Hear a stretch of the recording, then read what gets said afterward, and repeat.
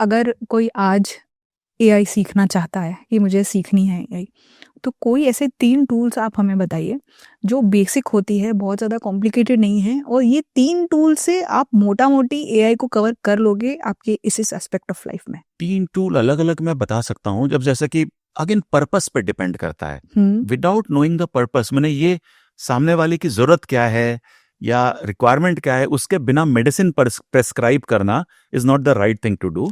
But still यदि आप बोलोगे तो आज के दिन में चैट जीपीटी बोल लो या परप्लेक्सिटी बोल लो या कोई भी इस तरीके का एलएलएम ले लो, so that is literally so called the father और मदर ऑफ मोस्ट एआईज। क्योंकि जितने भी एआई बन रहे हैं वो कहीं ना कहीं इन्हीं तरीके से किसी एलएलएम को लेकर के इसके ऊपर रैपर बना के उसको स्पेशल ट्रेनिंग उसको दे करके उसके ऊपर बनाए जा रहे हैं। तो सबसे पहले तो मैं चाहूंगा कि आप इस तरीके का एक टूल को यूज कर लो, चैट जीपीटी टाइप का या परप्लेक्सिटी टाइप का, जिससे कि आप कंटेंट जनरेट कर सको।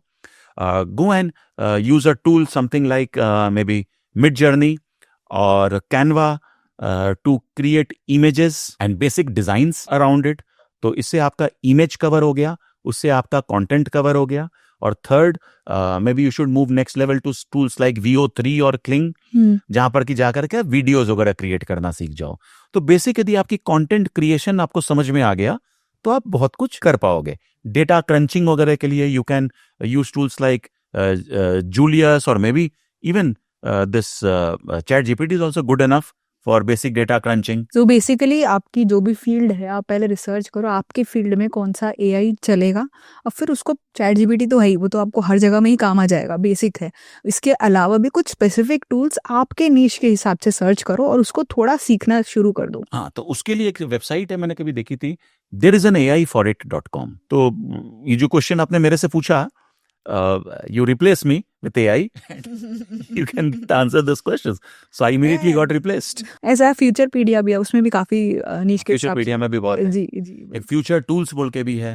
So yeah, we can, अगर if you really want to learn, you will find, ऐसा कोई मुश्किल नहीं है ढूंढ कर निकालना, बहुत इजी है। एआई एजेंट क्या होता है? एआई एजेंट मतलब हो गया कि आज हम जब नॉर्मल एआई यूज कर रहे हैं तो उसमें मेरे पास इंफॉर्मेशन आ रही है, नॉलेज मिल रही है, वो एक कंटेंट बेस्ड हमको डेटा दे रहा है या जनरेट भी कर दे रहा है जो उसके पास नहीं है। जैसे हम लोग एआई बोलते हैं, एआई रेडीमेड डेटा में से हमको डेटा लिख करके दे रहा है। जेन एआई हो गया कि जहां पर वो रीजनरेट कर रहा है from its own thought based upon content.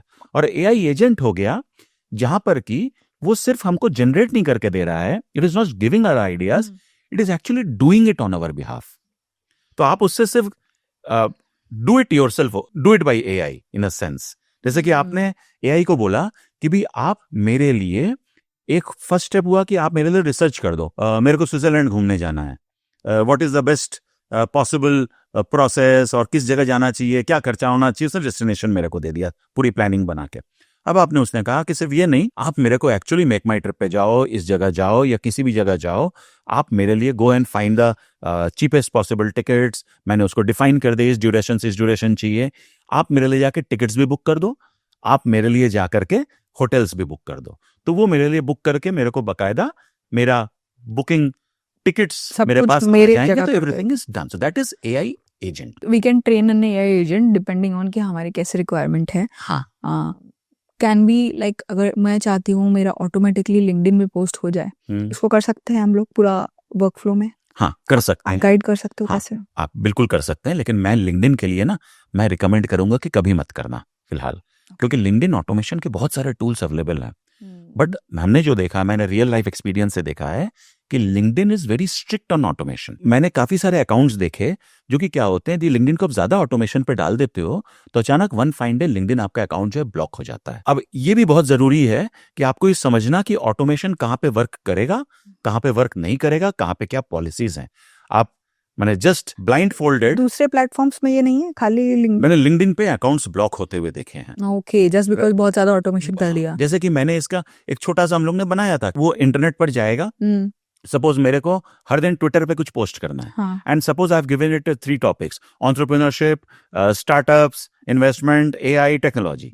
अब वो क्या करेगा कि अपने आप, वो जो एआई एजेंट है, उसमें हमने already LinkedIn Twitter log in किया हुआ है, वो अपने आप जाएगा, उसको सर्च करेगा कि इस कीवर्ड्स के ऊपर लेटेस्ट न्यूज क्या है, उसके ऊपर वो एक पैराग्राफ का कंटेंट लिखेगा और वो जाकर के ट्विटर के ऊपर मेरे बिहाफ में पोस्ट कर देगा। तो इस तरीके की चीजें आप एजेंट से बिल्कुल बना सकते हो। बट लिंक्डइन पे रिस्की है। लिंक्डइन पे मैंने खुद के अकाउंट्स ब्लॉक होते हुए देखे हैं। तो बेसिक लेवल यदि आप कर रहे हो, anything in moderation is okay, right. आप दिन के 5-10 करना चाहते हो, इट इज ओके। लेकिन अब आप सोच रहे हो दिन के मैं कोशिश करता हूँ ऑटोमेटिक करके 200 कर दूंगा, तो डिफिकल्ट है। जैसे कि हमने व्हाट्सएप के लिए करने की कोशिश की, उसमें हमने क्या किया, यदि आप ऑटोमेशन भी बना रहे हो तो there has to be some amount of humanization built into it. तो हमने क्या किया कि व्हाट्सएप पे जा करके वो सबसे पहले डेटा निकला हुआ, उस डेटा से लेकर के वो व्हाट्सएप के ऊपर पोस्ट करेगा। कैसे पोस्ट करेगा, तो उसकी हमने बैकएंड में बनाया कि सबसे पहले जो चीजें पोस्ट होगी वो अलग अलग कंटेंट क्रिएट होगा, जो the content is not the same, उसको पर्सनलाइज किया जाएगा। उसके ऊपर प्रतिका लिखना है, उसको श्रीश लिखना है, वो डेटाबेस से अपने आप उठा लेगा, ठीक है। और उसके बाद जब वो व्हाट्सएप मैसेज भेजना शुरू करेगा, इट विल मेक श्योर कि व्हाट्सएप मैसेज जो भेजा जा रहा है उसके बीच में देयर इज गैप हो। फॉर एग्जाम्पल, पहले 2 मैसेजेस हमने भेजे 10-10 सेकंड के गैप पे, उसके बाद के जो 6 मैसेज जाएंगे वो शायद 30-30 सेकंड के गैप पे जाएंगे, उसके बाद वाले शायद 3 मिनट के गैप पे जाएंगे, उसके बाद शायद 2 घंटे का एक ब्रेक दे दिया जाएगा, फिर मैसेजेस जाएंगे। सो बेसिकली आपने ऑटोमेट किया, आपने ह्यूमन इन्वॉल्वमेंट को साइड किया, लेकिन आपने ह्यूमन कैरेक्टरिस्टिक्स को, that is still part of the whole system. So you are using it for your benefit, but still you are not breaking the barriers that set by these companies. Use best of both worlds. Use best of both worlds. जैसे उसमें भी कहा कि भी 80% AI use करो, 20% अपना रखो, and you should be very happy कि AI 100% नहीं कर पा रहा है। यदि AI 100% कर दिया तो हमको तो UBI के भरोसे जिंदा रहना पड़ेगा, हमारी जरूरत ही नहीं पड़ेगी। अब आपके नेक्स्ट एक्सपर्टीज ब्रांडिंग की तरफ जाएंगे, बट उससे पहले एक लास्ट मेरा यही क्वेश्चन है। मुझे अपना पर्टिकुलर एग्जांपल्स हमारे ऑडियंस को भी काफ़ी पसंद आती है, तो मैं आपको 2-3 फील्ड बोलती हूँ, आप मेरे को शॉर्ट आंसर बताओ कि कहाँ ये लोग AI का यूज़ कर सकते हैं। रेस्टोरेंट बिजनेस वाले कहाँ AI का यूज़ कर सकते हैं? बहुत सिंपल, कि इसके पहले जो हमारे क्लाइंट्स आए थे उन्होंने क्या पसंद किया था, वो शायद यदि प्रेफरेबली उनको किसने डील किया था लास्ट टाइम, यदि हम ये सब चीज़ को भी, बेसिक चीज़ों को ट्रैक कर दें, या उनका ये टेस्ट है, तो यदि ये टेस्ट है तो उनके पर हम और कौन सी डिशेस जो हैं उनको हम नेक्स्ट टाइम आए तो वो रिकमेंड कर सकते हैं। तो ये जो रिकमेंडेशन इंजन जो हमने रिटेल के लिए बात किया, वेरी सिमिलर काइंड ऑफ चीज़ें आप एक रेस्टोरेंट के लिए बना सकते हो। एक रेस्टोरेंट में आप घुसते हो, आज हम किसी क्लब में जाते हैं, जैसे मेरे को पर्सनलाइज्ड मैनर में ग्रीट किया जाता है, मेरे को कोई बोलता है कि भी अच्छा लास्ट टाइम आप आए थे तो आपने ये किया था, right, that was so exciting, तो you feel nice that yes I am still being recognised, ये मेरे को जानता है। तो आज कलकत्ता में या कहीं भी देखो, हर दूसरे दिन एक नया कैफे खुल जाता है, और हम घर में बात करते हैं कि उस कैफे में तो गए थे, इस बार उसमें नहीं चलेंगे, इस बार कहीं और चलते हैं। So we are intentionally wired to try something new.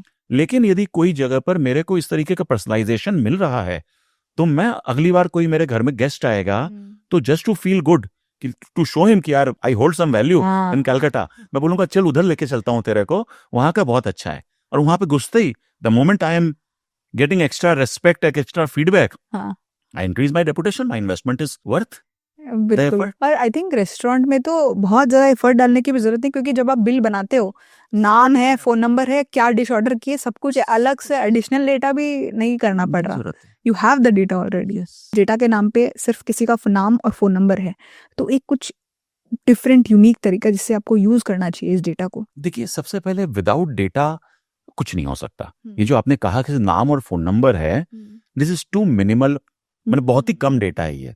इससे यदि आप कुछ करने की कोशिश करोगे ना, सो आप गलत काम कर रहे हो, मीडियोकर हो जाएगा, आप बहुत मीडियोकर हो जाएगा, आप स्पैमिंग करोगे। ये उसी तरीके की बात हो गई कि टेक्नोलॉजी आई है, मेरे को जबरदस्ती यूज करना है, मत करो, do not invest on AI. मैंने हम जबरदस्ती किसी को कन्विंस करके गलत रास्ते पे ले जाना will be wrong. Spend time in gathering data, capturing data, then start after 6 months। जल्दीबाजी कौन सी है? एटलीस्ट 3-4 आपके पास की फैक्टर्स होने चाहिए कि तो उसको फिर आप अच्छे से टारगेट कर पाओगे। हाँ, है ना। मैंने अब इसमें मैं बोल सकता था कि बहुत छोटी सी चीज है कि आप उसका जाके सोशल मीडिया गैदर करो, सोशल मीडिया से इंफॉर्मेशन गैदर करो और उसके बाद भेजो, लेकिन फिर भी आप तो मार्केटिंग मैसेजेस भेज रहे हो ना, तो उसके सिर्फ बेसिक सोशल मीडिया, उसकी लास्ट के जो 10 पोस्ट्स हैं उसके ऊपर बेस करते हुए आप अपने बिजनेस की अलाइनमेंट परफेक्टली कर लोगे, ये बहुत डिफिकल्ट है। फिर भी वो स्पैमिंग ही हो जाएगा, तो avoid it. Let's talk a bit about branding.